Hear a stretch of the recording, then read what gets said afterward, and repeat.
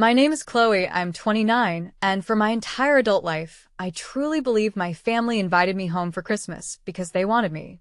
I thought my role as the dependable one, the fixer, was a sign of love, not a job description they'd assigned. That lie crumbled the moment I stepped into their rented lake house. My mother, humming a Christmas carol, barely looked up. Good, you're here. Charlotte's kids are in the living room. We're leaving for the tour in 20 minutes. In that instant, everything shifted. Did I truly miss the signs? The tickets for everyone but me, the pre-packed kids' bags, the casual dismissal of my 5-hour flight. In mere minutes, the perfect Christmas I'd envisioned vaporized. She was still zipping up her coat, completely oblivious to the earthquake she'd just triggered, humming about Silent Nights. Before we get into this, please take a moment to like and subscribe. But only if this story truly resonates with you. And drop your location and local time in the comments. I want to know where you are right now. You'll babysit Charlotte's children. We're going on the family trip. That was the first full sentence my mother said after I had crossed the country, dragged my suitcase through 2 airports, and taken a 5-hour flight because she had begged me to come home for Christmas. My name is Chloe Bennett. I'm 29 years old, and I work as a disaster relief logistics coordinator in Portland, Oregon, which means my entire job is built around emergencies, impossible schedules, and people needing me when everything falls apart. So when my mother kept calling in December saying, "Chloe, please come this year. It won't feel like Christmas without you," I believed her. I thought maybe my family finally wanted me there as a daughter, not as the person who fixed problems. I used vacation days I had been saving for months. I paid extra for a holiday flight. I packed sweaters, gifts, and a stupid little silver ornament I had bought because I wanted one peaceful memory with them. But when the door of the rented lake house near Asheville opened, my mother didn't hug me. She stepped aside, pointed toward the living room where my sister's kids were already coughing, sticky-faced, and fighting over a tablet, then said, "Good, you made it. You'll stay with Evan and Mia tonight. The rest of us are leaving for the Christmas lights tour in 20 minutes. I laughed because I thought she was joking. Then my brother Daniel came around the corner smirking and said, "Don't wipe your snot on her, kids. And Chloe just got here." Everyone laughed except me. My suitcase was still in my hand. My coat was still wet from the freezing rain. And in that exact second, I understood the truth. They hadn't begged me to come home. They had scheduled me. Before I tell you the part that changed everything, drop your location and the weather where you are right now. I want to know how far this story travels tonight, and whether it's cold where you are, too. For a few seconds, I just stood there with my hand wrapped around the suitcase handle, waiting for someone to say, "We're kidding, Chloe." Nobody did. My father, Robert Bennett, was by the fireplace checking the tickets on his phone. My sister, Charlotte Hayes, was stuffing lipstick and hand warmers into a small purse like she was rushing to a date night, not abandoning 2 children on the sister who had just landed. My mother, Linda Bennett, walked past me and lifted Mia's pink backpack from the couch. "There are snacks in here, but don't give her the chocolate ones after 7 o'clock because she gets wild. Evan has a cough, but it's probably nothing. Charlotte left the thermometer somewhere. Oh, and the Wi-Fi password is on the fridge." She said all of it fast, like she was giving instructions to hotel staff. I looked at Charlotte and said, "You knew about this?" She smiled too brightly. "We thought it would be easier. You're so good with them, and you said you wanted family time." Daniel snorted. "This is family time, just smaller people. The children were not the problem. Evan was 6, Mia was 4, and they were innocent in a room full of adults who had made a selfish plan. The problem was that I had not been asked. I had been assigned." I took off my coat slowly, and while I did, I remembered other Christmases in quick, ugly flashes. The year I missed my own office party because Charlotte needed one quick favor that turned into an overnight babysitting shift. The year Daniel forgot to pick up our parents from the airport, and I had to leave a client dinner to do it. The year my mother told relatives I loved helping before I had even arrived. Every memory sounded like the same door closing. I set my suitcase upright and asked, "Where exactly are you all going?" Dad answered without looking up. "Biltmore Candlelight Tour, dinner reservation after." Maybe drinks at the hotel lounge if we're not too tired. I stared at him. And I'm not included? Mom finally turned, annoyed that I was slowing down their departure. Chloe, don't start. You live across the country. You don't understand how hard Charlotte has had it. She deserves one nice evening. And I don't, I asked. The room went quiet, but not with guilt. With irritation. Charlotte sighed. It's just one night. That phrase hit me harder than an insult because it had been used to steal years from me in tiny pieces.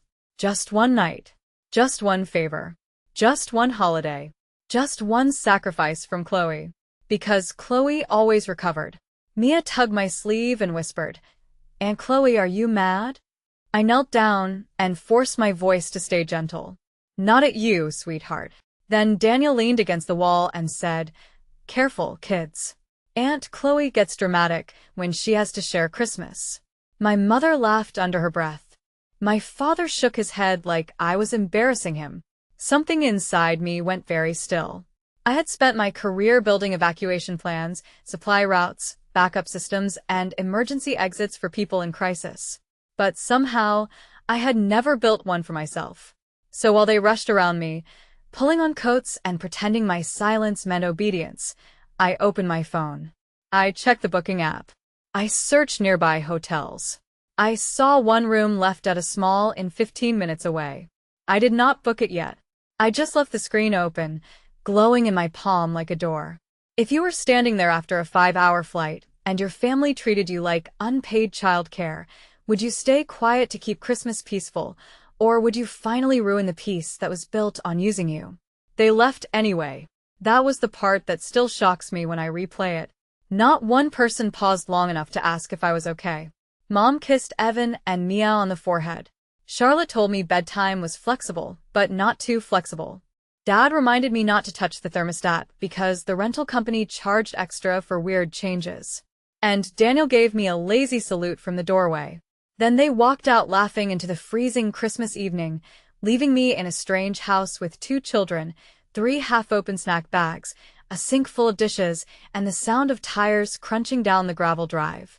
For the first hour, I did what I always did. I handled it. Evan's cough got worse when he ran too much, so I made him warm honey water. Mia cried because her mother forgot her stuffed bunny in the car, so I turned one of my soft scarves into a travel bunny and tied little ears into the fabric. They wanted cookies, but there were no eggs. So we made cinnamon toast and called it snowman bread. I kept them safe. I kept them entertained. I kept the house from falling apart because that was what everyone trusted me to do, but every small task sharpened my anger. When Evan knocked over a cup of juice, I wiped it up and remembered Daniel once saying I was naturally responsible, like responsibility was a genetic defect. When Mia sneezed into my sweater and apologized, I hugged her and remembered my brother's joke at the door. When I opened the fridge and saw a bottle of champagne chilling beside labeled containers of food for the adults, I almost laughed. They had planned comfort for themselves down to the last detail. For me, they had planned labor. Around 8:30, Charlotte texted, "Kids asleep yet? We may stay out later." Mom followed with, "Don't let them wait up. We're having such a magical time." Then Daniel sent a photo of himself holding a drink under thousands of Christmas lights with the caption, "Babysitter of the Year." Thanks, sis. I stared at that message for a long time. Not because it hurt, because it clarified everything. I took screenshots. Then I photographed the note Charlotte had left on the counter. Mia's pull-ups are in the downstairs bathroom. Evan's cough medicine is in my blue bag. Don't let them have screens after 9 o'clock. It was not a request. It was proof. At 9 o'clock, the children were asleep on the couch under a plaid blanket, both breathing softly, Mia still clutching my scarf bunny. I sat across from them and booked the room at the inn. Then I called the front desk and asked if they had a quiet room away from the road. The woman said yes. I thanked her and made one more call, this time to the babysitting service listed in the rental house welcome binder. I explained calmly that 2 children needed supervised care until their parents returned. The emergency holiday rate was outrageous. I gave Charlotte's number as the parent contact and my card only as a temporary hold because, unlike my family, I was not going to leave children unsafe just to make a point. But I was also not going to remain the point. When the sitter arrived 40 minutes later, I showed her where everything was, introduced her gently to the sleeping kids in case they woke up, and wrote Charlotte's number on the counter in thick black marker. Then I placed my own note beside it. I came as family, not staff.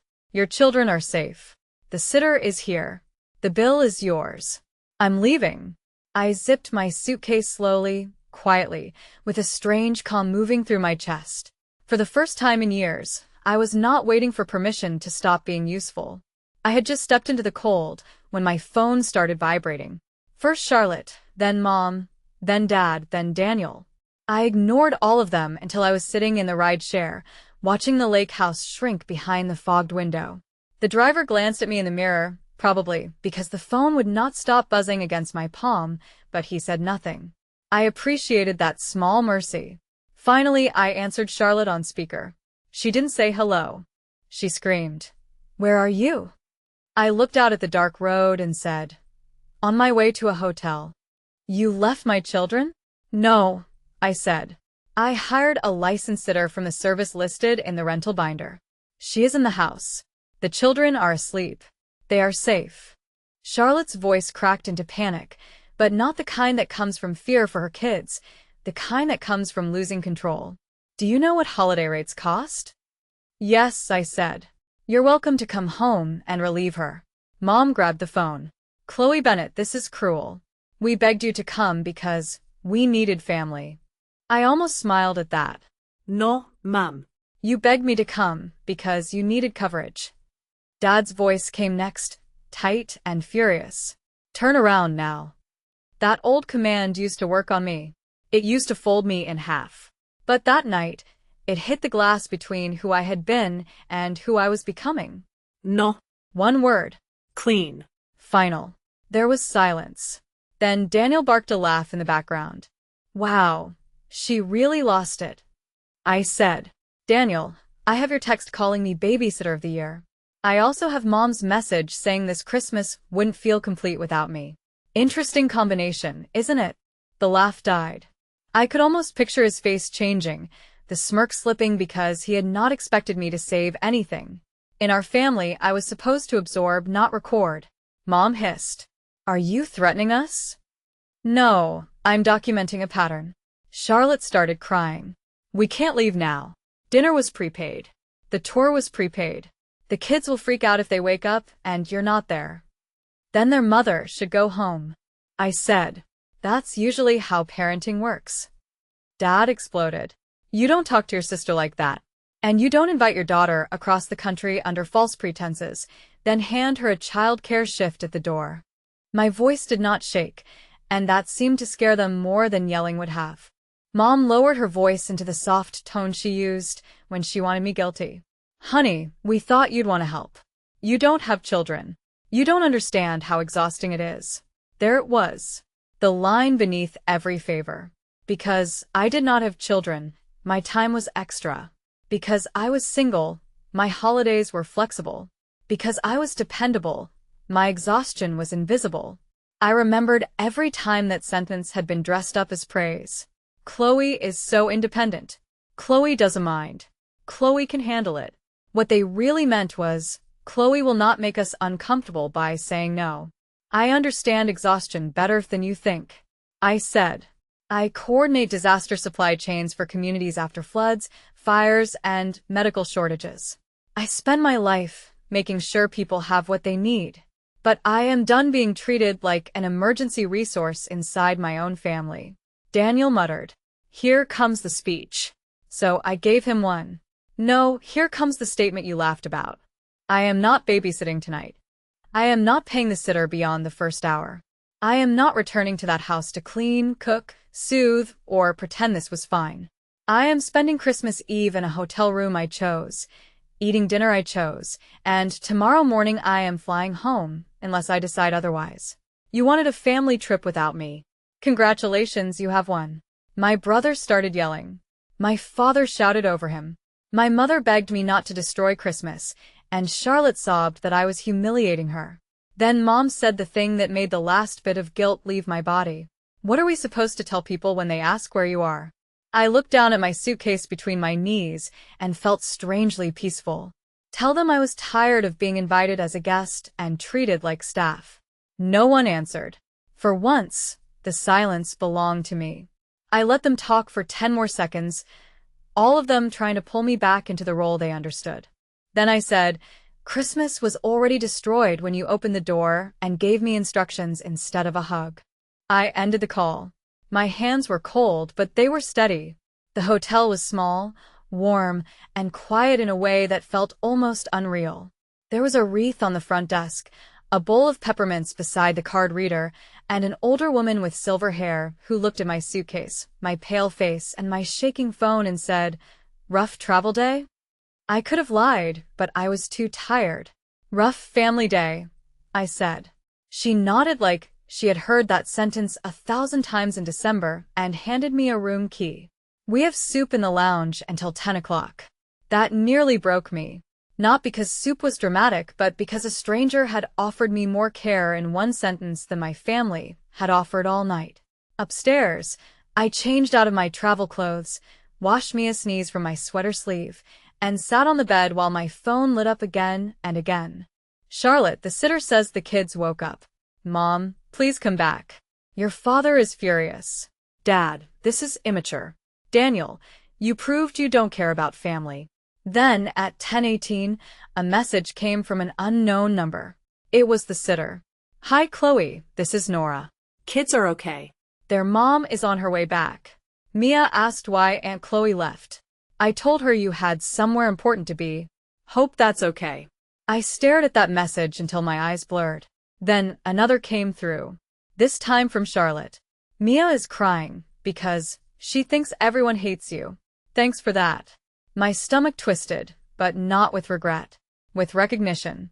Even now, Charlotte was using her child's sadness as a rope to pull me back. I typed carefully. "Tell Mia I love her and that grown-ups are responsible for their own choices. Do not put this on her." A minute later, Charlotte replied, "You sound like a therapist." No. I sound like someone who finally learned boundaries. Then I turned my phone face down and went to the lounge. I ate soup alone beside a window while snow began tapping softly against the glass. Around me were strangers. A couple playing cards, a man reading a paperback, a family quietly sharing pie. Nobody demanded anything from me. Nobody assigned me a role. Nobody acted like my only value was what I could absorb. And in that silence, the memories came again. But differently this time. I saw myself at 22 missing New Year's plans because Mom needed help hosting. I saw myself at 25 using my bonus to cover Daniel's rent after he forgot his budget. I saw myself at 27 holding Mia as a baby while Charlotte napped upstairs and everyone praised Charlotte for surviving motherhood while nobody asked if I had eaten. I remembered a Thanksgiving when Dad handed me a carving knife before he even said hello. And a summer barbecue when Mom told guests I was basically the assistant manager of the family like it was a compliment. I had smiled then. I had smiled so much my face had learned to lie before my mouth did. I had called those moments love because calling them exploitation would have forced me to act sooner. My phone buzzed again. This time it was Dad. The sitter charged Charlotte a fortune. "Your mother missed the dinner. Daniel says you owe us an apology." I laughed once, quietly into my soup. Not because it was funny, but because their emergency was finally not mine. I replied, "I owe the children love. I owe myself respect. I owe the adults nothing tonight." Then I blocked Daniel for 24 hours, muted my parents, and left Charlotte unmuted only in case there was a real emergency with the kids. That was my compromise, compassion without surrender. Later, Nora texted one last time. "Mom is home. Kids settled. You're off duty." Those 3 words hit harder than I expected. "You're off duty." I whispered them out loud in the hotel room like a prayer. "You're off duty, Chloe. You're off duty." For the first time that night, I cried. Not loudly, not dramatically, just quietly into the clean white pillow of a room no one had assigned to me. And when I finished crying, nothing terrible happened. No one fell apart because I rested. No one stopped breathing because I chose myself. The world kept turning, and I finally understood that maybe it always would. The next morning was Christmas Eve, and for the first time in my adult life, I woke up without someone else's plan already sitting on my chest. I made coffee in the hotel room, opened the curtains, and watched the lake glitter under a thin silver skin of ice. Then I checked my phone. 38 missed calls, 12 voicemails, a paragraph from Mom that began with, "I hope you're proud of yourself," and ended with, "Your father barely slept." A message from Dad saying, "Families help each other. They don't hire strangers."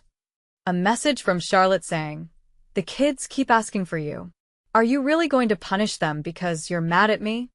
And finally, a message from Daniel from a new number because I had blocked him. "You made Mom cry. Nice Christmas spirit." I did not answer immediately. Instead, I ordered breakfast, took a shower, and called the airline. There was a flight back to Portland late that afternoon with one seat left. Expensive, but available. I booked it. That was the second statement. The first had been leaving. The second was not returning. At 11 o'clock, I called Mom. She answered on the first ring, breathless, like she had been waiting with the phone in her hand. "Chloe, I'm flying home today." I said. No. She whispered. Then louder. "No, you're not. It's Christmas." Exactly. And I'm not spending it being punished for refusing to be used. Dad came on the line. "You're overreacting. Then explain it to me." I said. Explain why I was invited with love, but greeted with instructions. He said nothing, so I continued. Explain why everyone had tickets except me. Explain why Charlotte packed medicine, snacks, schedules, and bedtime rules before I arrived if this wasn't planned. Explain why Daniel called me the babysitter of the year if you saw me as family. Mom began crying. "We didn't think you'd mind." "That is the whole problem," I said. "You didn't think of me at all." There was a small sound on the other end, and I realized Charlotte was there too. Her voice was rough. "I'm sorry you felt hurt." I closed my eyes. That sentence. The apology that places the pain back in the injured person's lap. No. Try again. She went silent. I waited. For once, I did not rescue her from discomfort. Finally, she said, "I'm sorry I planned for you to watch the kids without asking you." That was closer. "And?" I asked. She exhaled shakily. "And I'm sorry I acted like your time mattered less because you don't have kids." My throat tightened, but I stayed firm. "Thank you. I accept that apology, but I'm still leaving." Mom cried harder. "But what about Christmas dinner? What about the gifts? What will we tell people?" There it was again. Not, "How do we repair this?" but "How do we explain the consequence?" I said, "Tell them the truth. Tell them Chloe came home for Christmas and left when she realized she had been invited as unpaid childcare." Dad snapped. "That makes us sound terrible." "Then say it differently," I replied, "but don't ask me to lie so you can feel better." Daniel yelled from somewhere in the room. "She's loving this. She wants attention." I laughed softly. "Daniel, attention would have been being included in the tour, dinner, photos, and plans. What I want now is distance." Mom begged me to at least come back for lunch. Charlotte said Mia had made me an ornament. Dad said he would drive to the hotel himself if I didn't tell him where I was. That old fear flickered, but it did not take over. "Do not come here," I said. "I will meet Charlotte in the hotel lobby for 10 minutes if she wants to give me the ornament from the kids." Alone. No speeches. "No ambos." Charlotte agreed. Mom protested. Dad cursed under his breath. Daniel called me dramatic again. I ended the call anyway. 1 hour later, Charlotte walked into the lobby holding a paper bag and looking smaller than I had ever seen her. She handed it to me. Inside was a crooked ornament covered in glitter with Aunt Chloe written in purple marker.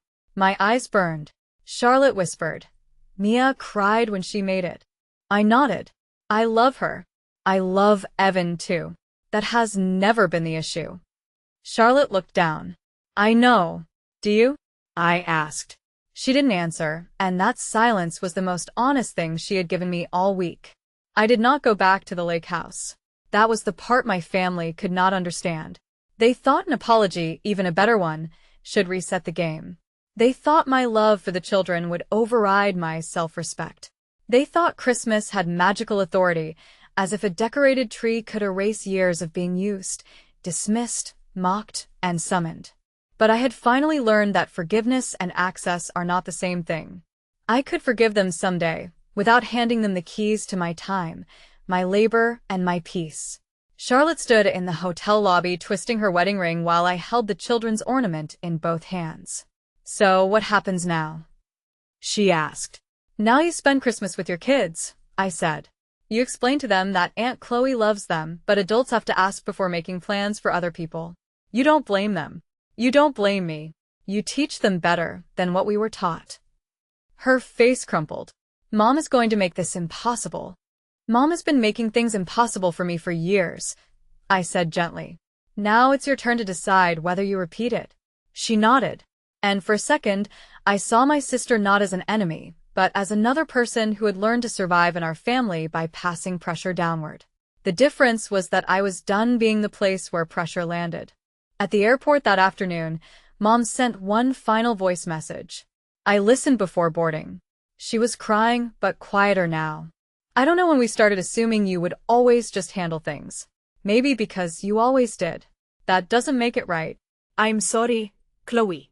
I don't know how to fix Christmas." I looked at the boarding line, at tired travelers holding gift bags and coffee cups, at strangers going somewhere they hoped would feel like home. Then I typed back. "You don't fix Christmas by forcing me back into the same role. You fix it by changing what happens after Christmas. Start there." I turned off my phone before she replied. On the flight home, I held Mia's glitter ornament in my lap. Some of the glitter stuck to my coat, my hands, even my suitcase handle. It would probably follow me for weeks. For once, I didn't mind. It reminded me that love can be messy without being a trap. It reminded me that I could care deeply and still leave. When I landed in Portland, snow was falling in thin, soft lines outside the airport windows. I took a cab to my apartment, dropped my suitcase by the door, made tea, and hung the ornament on the little plant near my kitchen window because I had not bought a tree. Then I sat in the quiet and waited for regret to swallow me. It didn't. What came instead was grief. Yes, but also space. Beautiful, painful space, the kind where a new life could breathe. Over the next few weeks, things did not magically heal. Daniel stayed blocked longer than 24 hours because he sent one message through Dad calling me selfish. Dad tried to act like nothing happened, so I told him I would only talk when he was ready to discuss it honestly. Mom sent photos of Christmas dinner with one empty chair visible, probably hoping I would feel guilty. I felt sad, but I did not apologize for leaving. Charlotte surprised me in January by calling and asking, really asking, whether the kids could video chat with me sometime. She said, "Only if you want to, not because we need anything." That sentence was small, awkward, and late, but it was new. So I said yes. Not because everything was fine, but because boundaries are not walls built from hatred. They are doors with locks, and you get to decide who earns a key. The lesson I carried from that Christmas was simple.